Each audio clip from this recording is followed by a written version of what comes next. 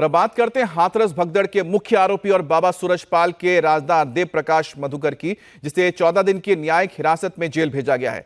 लेकिन जेल जाने से पहले पुलिस पूछताछ के बाद उसने बहुत ही चौंकाने वाले खुलासे भी किए हैं।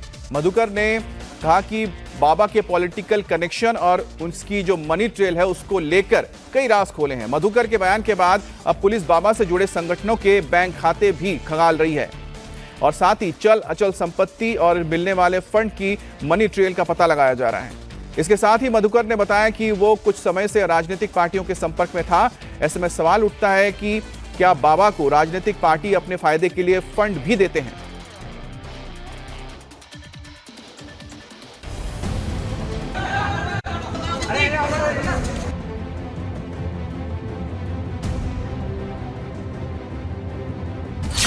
शिकंजे में 9 सेवादार, बाबा अब भी फरार। बाबा का कुबेर, जेल पहुंचा देव प्रकाश मधुकर।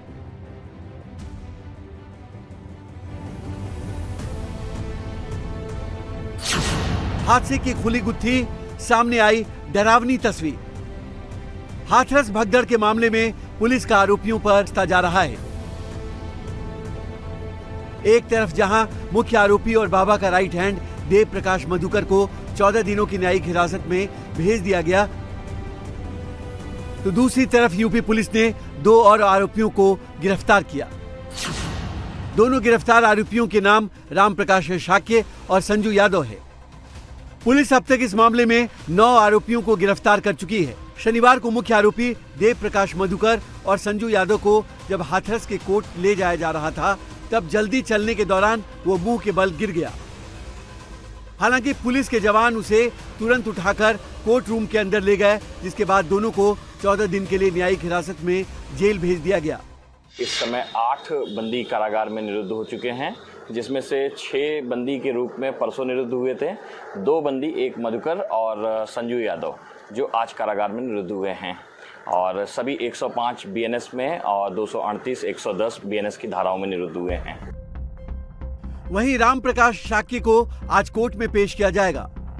पुलिस जल्द ही मधुकर समेत बाकी आरोपियों को रिमांड पर लेकर पूछताछ करने की तैयारी कर रही है। न्यायिक अभिरक्षा में भेजा जा रहा है और उसके बाद इनको जल्दी पीसीआर पे लेकर पूछताछ। सर, अरेस्टिंग के बाद बाबा का भी बयान सामने आया है। क्या अगर जरूरत पड़ती है तो हाथरस पुलिस जो है वो बाबा को समन करेगी जांच में शामिल होने के लिए? बिल्कुल, पीसीआर पे हम इनको लेंगे और इनके जितने भी अकाउंट्स है खंगाले जाएंगे, जितने भी इनके कॉल डेटा रिकॉर्ड्स है, अगर कोई ऐसा लिंक निकलता है कोई है तो आगे इसमें समन किया जाएगा बाबा को भी। अभी पहले जब तक इनके साक्ष्यों का अवलोकन नहीं होगा, जिसके खिलाफ भी जरूरत पड़ने जिसके खिलाफ भी साक्ष्य मिलेंगे उसमें फिर।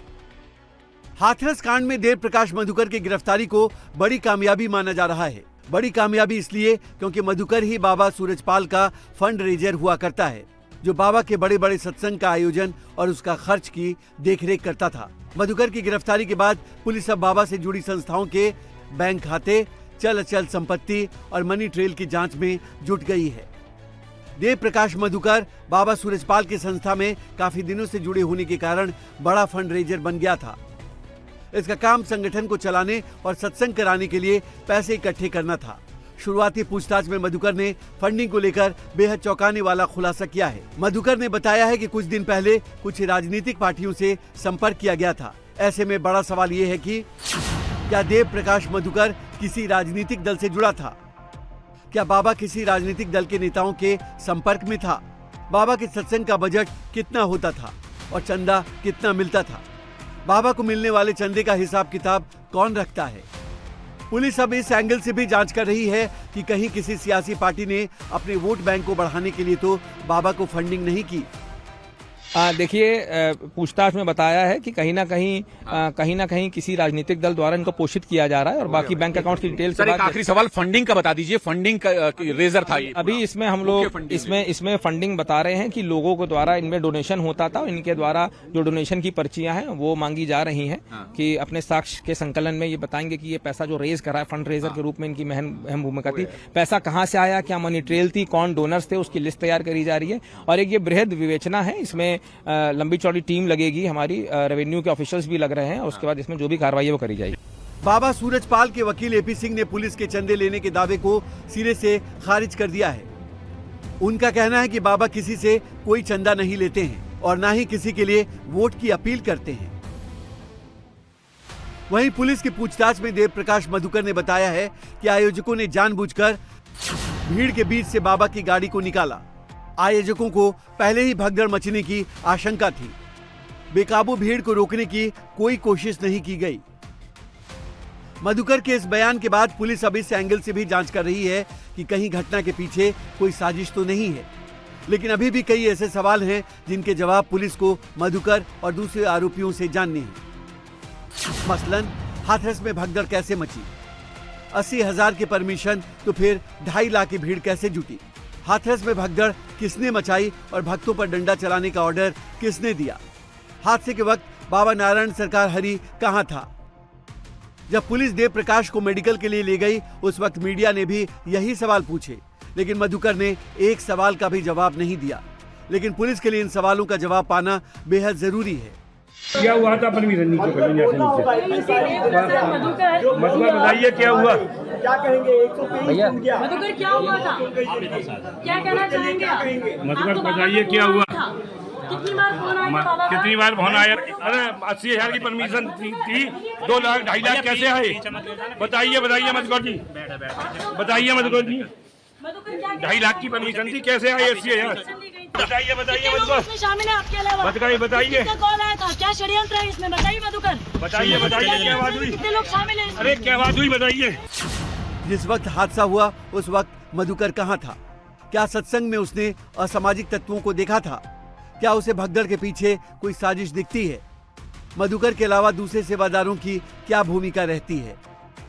इन सवालों पर मधुकर के जवाब से ही हाथरस में हुई भगदड़ की असली वजह का पता चल पाएगा।